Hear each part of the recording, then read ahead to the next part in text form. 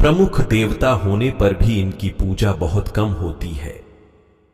दूसरा कारण यह कि ब्रह्मांड की थाह लेने के लिए जब भगवान शिव ने विष्णु और ब्रह्मा को भेजा तो ब्रह्मा ने वापस लौटकर शिव से असत्य वचन कहा था।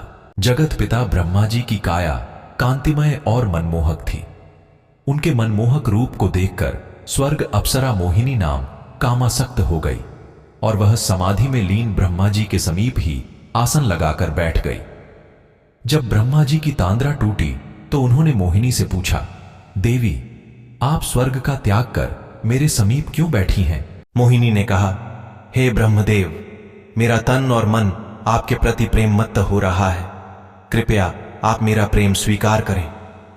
ब्रह्म जी मोहिनी के काम भाव को दूर करने के लिए उसे नीतिपूर्ण ज्ञान देने लगे, लेकिन मोहिनी ब्रह्मा जी को अपनी ओर आसक्त करने के लिए कामुक अदाओं से रिझाने लगी। ब्रह्मा जी उसके मोह पाश से बचने के लिए अपने इष्ट श्रीहरि को याद करने लगे। उसी समय सप्तर्षियों का ब्रह्मलोक में आगमन हुआ। सप्तर्षियों ने ब्रह्मा जी के समीप मोहिनी को देखकर उनसे पूछा, यह रूपवती अप्सरा आपके साथ क्यों बैठी है?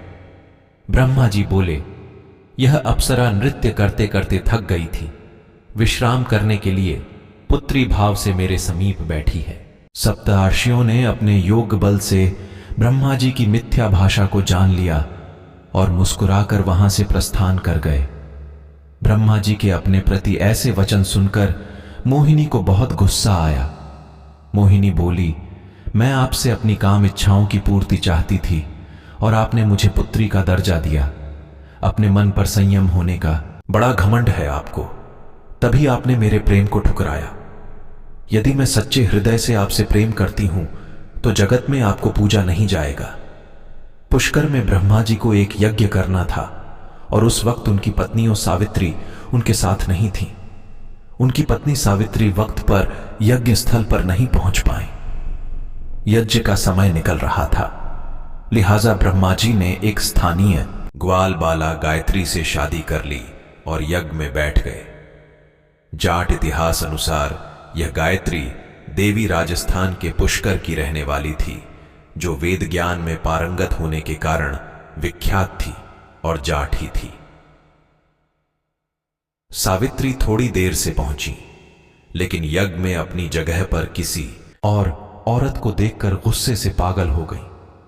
उन्होंने ब्रह्मा जी को शाप दिया कि जाओ, इस पृथ्वी लोक में तुम्हारी कहीं पूजा नहीं होगी। सावित्री के इस रूप को देखकर सभी देवता लोग डर गए। उन्होंने उनसे विनती की कि अपना शाप वापस ले लीजिए। जब गुस्सा ठंडा हुआ तो सावित्री ने कहा कि इस धरती पर सिर्फ पुष्कर में आपकी पूजा होगी। कोई भी दूसरा आपका मंदिर बनाएगा तो उसका विनाश हो जाएगा।